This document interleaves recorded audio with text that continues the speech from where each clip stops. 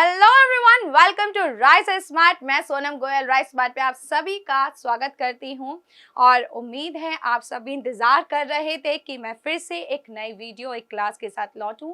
तो मैं आज आपके लिए एक नया टॉपिक इस सेशन में लेकर आई हूं, लेकिन उससे पहले हमेशा की तरह मेरे बारे में जानकारी जहां आप सभी कुछ जान चुके हैं, ठीक है, योर हिस्ट्री मेंटोर। और इतने स्टूडेंट्स को मैं डील कर चुकी हूँ जहाँ आप देख रहे हैं यहाँ पे रिकॉर्ड्स को लेकर और वेरियस कॉम्पिटिटिव एग्जाम्स में यहाँ पर आप जैसे बच्चों को मैंने पढ़ाया हुआ है और आपके प्यार के साथ, आपके मतलब इस शेयरिंग के साथ मैं और बच्चों के हकदार बन चुके होंगे और आप बहुत जल्दी इसको यहाँ इस नंबर को बढ़ाने में मेरा काफ़ी हद तक सहयोग करेंगे, मुझे पता है। तो आज हम अपने क्लास के टॉपिक की तरफ चलते हैं और मैं जानती हूँ आप सब भी तैयार है जानने के लिए कि आज की वीडियो में कुछ नया सुनने को और डिस्कस करने को क्या है। तो आज हम बात करने जा रहे हैं टीपू सुल्तान के बारे में। नाम तो सुना ही होगा टीपू सुल्तान। एक्चुअली आप जानते ही हैं टीपू सुल्तान के बारे में बहुत ही कम स्टूडेंट जानते होंगे, लेकिन आप जानते हो जिनको नहीं मालूम है उन्होंने इसका नाम जरूर सुना होगा क्योंकि नाम ही बहुत इंटरेस्टिंग है, ठीक है। और इसीलिए आज टीपू सुल्तान के बारे में चर्चा करते हुए कुछ चीजें मैं एक्सप्लेन करना चाहूंगी, क्योंकि यहाँ आपको टीपू सुल्तान के जो इंटरेस्टिंग फैक्ट्स है वही सुनने में मजा नहीं आएगा, बल्कि एग्जाम पॉइंट ऑफ व्यू से यहाँ पे कुछ फैक्ट्स भी कवर किए जाएंगे, जहाँ क्वेश्चंस के थ्रू मैं आपको ये बताऊंगी कि किस तरह से एसएससी के एग्जाम्स में इन क्वेश्चंस पर कैसे फोकस किया जाता है। तो सबसे पहली बात टीपू सुल्तान की बात की जाए तो ये बात दरअसल उस दौर की थी जब कभी मध्यकाल में विजयनगर साम्राज्य हुआ करता था। वही विजयनगर साम्राज्य जब विलुप्त हुआ था, यानी उसका पतन हुआ था, तो आधुनिक भारत में वहीं पर एक नए साम्राज्य की नींव हैदर अली ने रखी थी। और जानते हैं वो मैसूर साम्राज्य की नींव रखने वाले हैदर अली कोई और नहीं टीपू सुल्तान के पिता थे, ठीक है। तो टीपू सुल्तान के पिता हैदर अली और माता इनकी फातिमा थी। इन्हीं के पुत्र टीपू सुल्तान हुआ करते थे। दरअसल ये दौर वो था जब भारत में अंग्रेजों का शासन चल रहा था, और जैसे कि आपने अभी मेरी क्लासेस कवर की होंगी, लाइव में हम लोग ऑलरेडी कवर कर रहे हैं, पढ़ रहे हैं कि कैसे भारत में अंग्रेज आए, अंग्रेजों ने यहाँ पे शासन की शुरुआत की और कैसे कैसे भारतीय राज्यों को ये लोग जीते जा रहे हैं, मतलब उसको कैप्चर कर रहे हैं और कैप्चर करते करते यहाँ पर अपना शासन जो है स्थापित कर रहे थे। तो उनमें से मैसूर को हम कैसे भूल सकते हैं। इसीलिए बेसिक जानकारी को लेते हुए सबसे पहले आप लोगों को कुछ चीजें मालूम होनी चाहिए, ठीक है। देखते हैं कि हिंदी में यहाँ पर मेरा जो मोटिव रहेगा हमेशा की तरह, क्योंकि काफ़ी सारे ऐसे मेरे बच्चे हैं जिन्हें इंग्लिश में कम और हिंदी में ज़्यादा पढ़ने में दिलचस्पी है, तो उनके लिए हिंदी यूज़ की जाए, ठीक है। तो पिता हैदर अली और इनकी माता का नाम अभी मैंने आप लोगों को बताया, ठीक है, फातिमा। इतना ही नहीं, टीपू सुल्तान जो थे, दरअसल होता क्या है कि टीपू सुल्तान ने ये गद्दी तब संभाली थी जब अंग्रेजों की नजर थी मैसूर साम्राज्य पर, और ऐसे में मैसूर को लेकर ऑलरेडी इनके पिता हैदर अली 2 युद्ध अंग्रेजों से कर चुके थे, जिसे पहला आंग्ल मैसूर युद्ध और द्वितीय आंग्ल मैसूर युद्ध कहा जाता है। यानी अगर मैं इसको इंग्लिश में बोलूं तो फर्स्ट एंग्लो मैसूर वॉर और सेकेंड एंग्लो मैसूर वॉर। लेकिन सेकेंड एंग्लो मैसूर वॉर में मर जाने के कारण वहां की गद्दी का राजपाट संभालते इनके बेटे टीपू सुल्तान 1782 में। और इतना ही नहीं, ये टीपू सुल्तान जो थे, दरअसल इनके व्यक्तिगत को लेकर अगर बात करें तो इनको कहा जाता था मैसूर का शेर, क्योंकि आप जानते हैं इसके पीछे एक बहुत इंटरेस्टिंग फैक्ट्स है। हमेशा की तरह आप लोग जानना तो चाहते हैं आपकी सोनम मैम किस तरह से चटपटी कहानियां जरूर बताती है, तो इसके पीछे हम लोग कैसे रह सकते हैं। दरअसल हुआ ये था, एक बार की बात थी कि टीपू सुल्तान अपने मित्र के साथ जंगल में जा रहे थे, कि जंगलों में जब जा रहे थे तो वहां पर घुर्राता हुआ आता है एक शेर, और शेर ने जैसे इन पर हमला किया तो टीपू सुल्तान के हाथ से तो जैसे गन ही गिर चुकी थी। लेकिन आप जानते हैं कि उस समय क्या होता है, टीपू सुल्तान बिना डरे ही, शेर से बिना डरे ही जमीन से उस बंदूक को उठाकर उसको शूट कर देते हैं, शेर मार देते हैं। इसे शेर मारने के उपलक्ष्य में उनको ये उपाधि दी गई थी। उनको कहा जाता था मैसूर का शेर। लेकिन एक चीज और बताऊं आपको टीपू सुल्तान के बारे में कि टीपू सुल्तान जिसे मैसूर का शेर कहते हैं ना, किसी को बताना नहीं कि इन्हें बचपन में चूहे से डर लगता था। ठीक है, इसे याद रखना। टीपू सुल्तान जो है बहुत ही ज्यादा पावरफुल योद्धा, ऐसे शासक माने गए जो एक निडर शासक के रूप में माने जाते हैं। इतना ही नहीं दोस्तों, व्यक्तिगत रूप की अगर बात हो रही है तो आपको ये मालूम होना चाहिए टीपू सुल्तान के व्यक्तित्व को लेकर हालांकि काफी सारे इतिहासकारों में, विद्वानों में मतभेद तो है इस बात को लेकर कि ये अच्छे थे बुरे थे, लेकिन आप जानते हैं कई जगह पर टीपू सुल्तान के लेकर इस बात को जो दावा किया गया है कि टीपू सुल्तान एक मुस्लिम रूलर थे और इसलिए ये हिंदू विरोधी थे, इन्होंने हिंदुओं पर अत्याचार किए थे। कुछ विद्वान इस बात का खंडन करते हुए कहते हैं कि ऐसा कुछ भी नहीं था। दरअसल टीपू सुल्तान जो थे, इन्होंने गंगा तट के दौरान गंगा तट पर बैठे हुए संत के साथ इन्होंने कुछ ऐसे पत्र का मतलब आदान प्रदान किया, मतलब शेयर किया था, जहां पर उनकी कुछ बातें हिंदू से रिलेटेड थी। और उन चीजों पर जब विद्वानों ने देखा और इतिहासकारों ने उस पर अध्ययन किया तो उनसे उनको ये प्रतीत होता है कि टीपू सुल्तान हिंदू विरोधी नहीं थे, बल्कि दरअसल इनके साम्राज्य में हिंदू मुस्लिम सभी जनता बहुत खुश रहा करती थी। भले ही यार टीपू सुल्तान को कोई किसी तरह भी कहे, लेकिन टीपू सुल्तान एक बहुत बड़े विद्वान शासक हुआ करते थे। और आप जानते हैं कि अगर बात की जाए इनकी दिलचस्पी को लेकर तो इन्हें ये बहुभाषी थे, जहां इन्हें काफी सारी भाषाओं का अध्ययन किया था। ठीक है, साथ के साथ अगर हम कहते हैं कि इनका काफी हद तक उर्दू को लेकर सहयोग भी रहा था। ठीक है, काफी कंट्रीब्यूशन इन्होंने दिया था। और तो और इतना ही नहीं, ये सूफीवाद की विचारधारा से बहुत ही ज्यादा प्रेरित थे। ठीक है, सूफीज्म इनको पसंद था। इसके अलावा इसके अतिरिक्त बात करते हैं, बिल्कुल मॉडर्न ख्याल की सोच रखते थे। टीपू सुल्तान एक ऐसे शासक थे जो सबसे ज्यादा किसके विरोधी थे? गुलामगिरी। इन्हें गुलामगिरी पसंद नहीं थी। इन्होंने हमेशा स्वतंत्रता, इंडिपेंडेंस को इन्होंने मतलब उसको प्रोपोगेट किया, उसका मतलब हमेशा उसका ही प्रचार किया और उस पे ही विश्वास किया था। और वो चाहते भी थे कि मेरी जनता इसी तरह से स्वतंत्र होकर रहे मेरे साथ। ठीक है, तो इसीलिए कहा जाता है कि टीपू सुल्तान तो ऐसी सोच भी रखते थे कि जो रॉकेट बना ही नहीं था उसकी सोच, इन्होंने उसका जो खाका था, उसका पिक्चर था, अपने दिमाग में पहले से ही तैयार कर लिया था।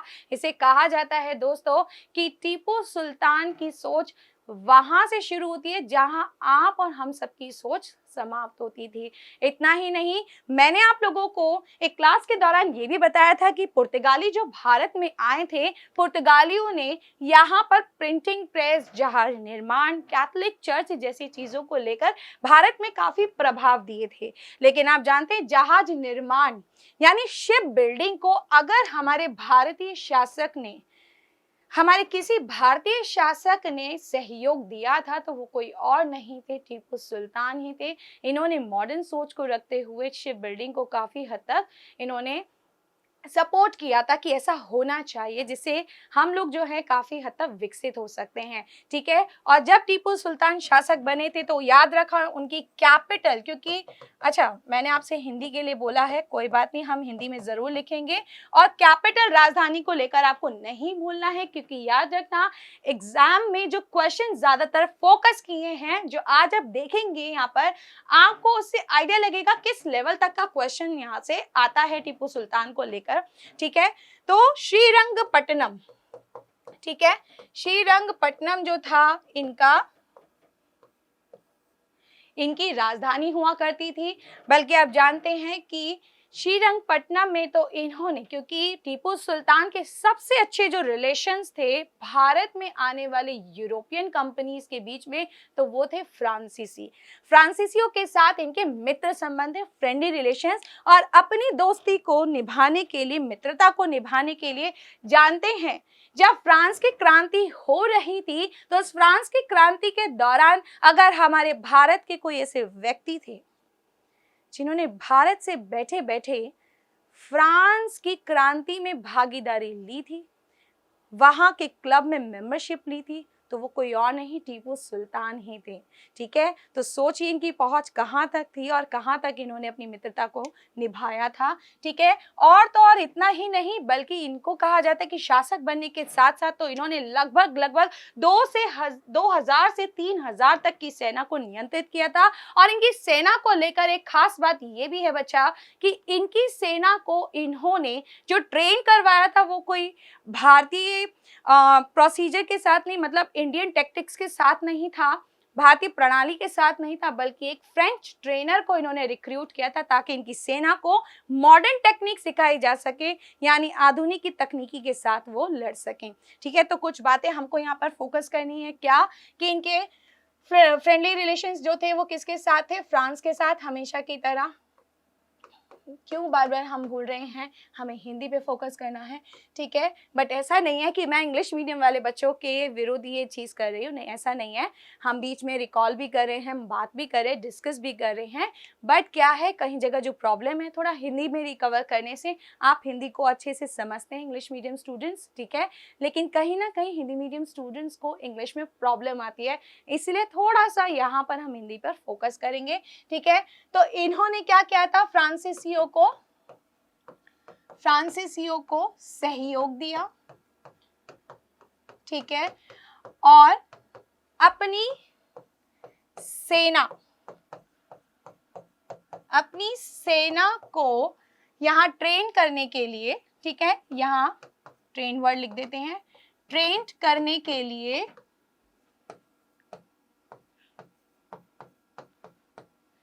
फ्रांसीसी कोच को नियुक्त किया। ठीक है, और साथ के साथ आप जानते हैं एक सबसे दिलचस्प बात आप जानते हैं कि जब भारत में ये मित्रता निभा रहे थे फ्रांसीसियों के साथ, तो इन्होंने अपनी राजधानी में अपने और फ्रांसीसियों के मित्रता को लेकर एक वृक्ष लगाया था जिसे स्वतंत्रता का वृक्ष कहा जाता है। ठीक है, और इसी कारण कहते हैं कि स्वतंत्रता का वृक्ष जो है वो किसने रोपा था, किसने लगाया था, ये क्वेश्चन एग्जाम में आ चुका है और आपका उत्तर केवल और केवल एक ही होना चाहिए, टीपू सुल्तान। और अगर ये पूछ लिया जाए कि टीपू सुल्तान ने जो वृक्ष रोपा था किसके साथ, किस यूरोपियन कंपनी के साथ या किस यूरोपीय देश के मित्रता के आधार पर लगाया था, अब उसमें ऑप्शंस आ गए, पुर्तगाली, अंग्रेज, फ्रांसीसी, डच, तो उसमें से उत्तर फ्रांसीसी होगा। तो उन्होंने क्या लगाया था, स्वतंत्रता का वृक्ष। ठीक है, स्वतंत्रता का वृक्ष को मैं इंग्लिश में भी यहाँ जरूर बताना चाहूंगी, इसको बोलते हैं ट्री ऑफ लिबर्टी। ठीक है, ये याद होना चाहिए आपको, ये क्वेश्चन बहुत पूछा जाता है और इसीलिए अब हम क्वेश्चन की तरफ चलेंगे जहां पर थोड़ा बहुत आप समझेंगे कि किस तरह से क्वेश्चन पे फोकस किया गया है टीपू सुल्तान के। तो पहला क्वेश्चन जो मेरा स्क्रीन पर यहाँ आपके सामने आता है वो पहला क्वेश्चन कौन सा है, Tipu Sultan was the ruler of, Tipu Sultan कहाँ के शासक थे, अभी हम लोग चर्चा कर ही रहे हैं, इतनी देर से हम लोग बात कर ही रहे हैं, तो वेरी क्लियर, क्योंकि ऑप्शंस में भी बहुत इजीली पूछा गया है और आप इसीलिए ये बेझिझक होकर आप पढ़िएगा कि जब ये क्वेश्चंस आते हैं एग्जाम में तो ऑप्शंस भी लगभग ऐसे ही देते हैं। आप ये मत सोचिए कि बहुत डेप्थ में जाकर आपसे पूछा जाता है, सबसे बड़ी कंफ्यूजन का प्रॉब्लम आपका यही है, तो कंफ्यूजन नहीं रखनी है। इसलिए विजयनगर साम्राज्य, जिन पर हम ऑलरेडी अपने लाइव क्लास में डिस्कस कर चुके हैं, ठीक है, और मैसूर, मदुरै, हैदराबाद, तो याद रखना इसका ऑप्शन हो जाएगा हमारा मैसूर। इतना ही नहीं, Tipu Sultan set up his capital at, Tipu Sultan ने अपनी राजधानी की स्थापना की कहाँ पर की, अभी मैंने आप लोगों को बताया भी था कि इनकी राजधानी कहाँ पर इन्होंने स्वतंत्रता का वृक्ष लगाया, कहाँ पर इन्होंने अपने प्रशासनिक मतलब सारी चीज़ों को स्थापित किया था, तो वो है श्रीरंगपट्टनम, मैसूर, बेंगलोर, कोयम्बतूर। तो यहाँ पर ऑब्वियसली आपका आंसर आ जाता है श्रीरंगपट्टनम। यहाँ दरअसल मैं आपको बच्चा ये चीज़ फोकस करना पड़ेगा, समझना पड़ेगा कि किस तरह से श्रीरंगपट्टनम पर again and again back to back years में क्वेश्चन पूछे गए टीपू सुल्तान पर। ऐसे इस मोटिव को लेते हुए मैं जो नेक्स्ट क्वेश्चंस आप देखेंगे उसमें आपको यही चीज़ बार बार कॉमन मिलेगी और यही चीज़ मैं आपको यहाँ एक्सप्लेन करना चाहती हूँ, समझाना चाहती हूँ कि कोई भी ब्लंडर नहीं करना है, ईजिली हमें पढ़ना है।